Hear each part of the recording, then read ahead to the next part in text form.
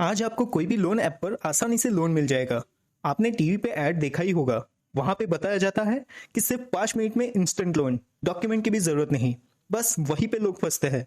ये सब फायदे देखकर लोग ये नहीं पूछते कि ब्याज कितना लगेगा, कोई प्रोसेसिंग चार्ज लगेगा या नहीं, अगर इंस्टॉलमेंट समय पर ना भरा जाए तो पेनल्टी कितनी लगेगी।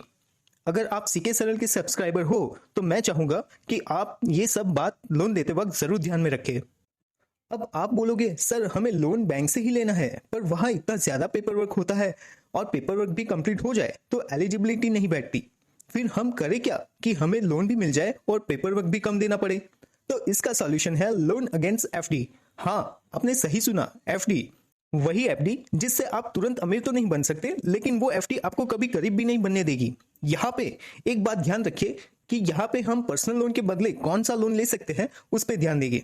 एफडी पे लोन लेना उतना ही आसान है जितना केवाईसी करना। चलिए अब जानते हैं एफडी के सामने लोन लेने की पूरी प्रक्रिया। एफडी के सामने आपको जो लोन लेते हो वो पूरी तरह सिक्योर लोन माना जाता है। मतलब अगर आप एफडी के सामने लोन लेके वो लोन नहीं भरते तो बैंक को पूरा हक होगा कि वो एफडी तोड़ के लोन की पूरी रकम भरपाई करे। एफडी के सामने आप लोन लेते हो तो कुछ बातों का ध्यान रखना पड़ेगा, जैसे कि जिस बैंक में आपकी एफडी है वहीं से आप एफडी के सामने लोन ले सकते हो। एफडी पे मिलने वाला लोन पर ब्याज एफडी पर जो ब्याज मिलता है उससे 1 या 2% ज्यादा रहेगा।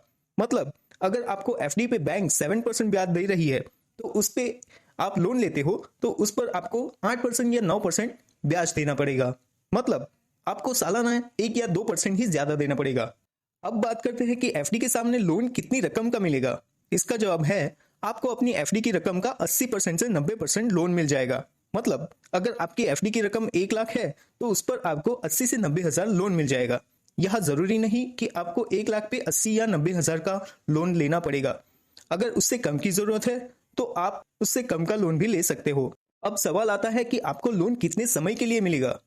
यहां मैं आपको बता दूं कि बैंक में बनी हुई एफडी ऑटो रिन्यू का ऑप्शन रहता है। मतलब आपकी एफडी 1 साल के लिए बनी हो तो मैच्योरिटी समय के बाद वो एफडी ऑटोमेटिक रिन्यू हो जाएगी। तो बैंक आपको ऐसी एफडी पे 3 या 5 साल के लिए भी लोन दे सकता है।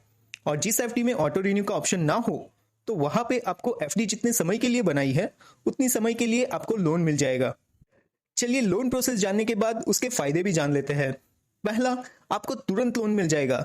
ऑनलाइन एफडी है तो ऑनलाइन भी लोन मिल जाएगा आपको।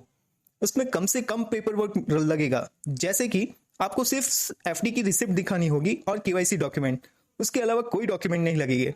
और आपको कोई प्रोसेसिंग फीस भी नहीं देना पड़ेगा। यहाँ पे आप एफडी के अगेंस्ट लोन लेते हो तो वहां पे आपको क्रेडिट स्कोर भी चेक नहीं किया जाता, क्योंकि ये सिक्योर लोन माना जाता है। और ये लोन पर्सनल लोन के मुकाबले बहुत ही कम रेट ऑफ इंटरेस्ट पे आपको मिल जाएगा। इसमें एक फायदा और है कि लोन खत्म होने के बाद आपकी सेविंग भी बची रहेगी और जिस काम के लिए आपने लोन लिया था वो भी हो जाएगा।